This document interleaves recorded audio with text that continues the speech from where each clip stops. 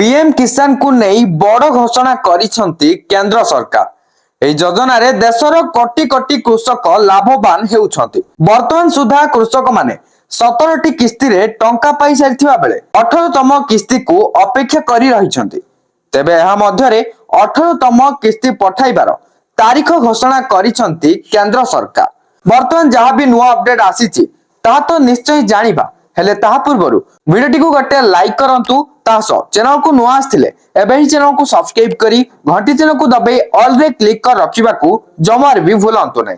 दुर्गा पूजा अवसर रे केंद्र सरकार कृषक माननकु एक बड़ उपहार देबे बोली जानिबा को मिलिछि। आसंता दुर्गा पूजा अवसर रे कृषक माननकु पीएम किसान योजना रो 18तम किस्ती पठा जिवो बोली केंद्र सरकार तरफरु घोषणा करा जायछि। एई अक्टोबर 5 तारिख रे योजनार समस्त हिताधिकारी बैंक अकाउंट को एही टंका पठाइबे सरकार।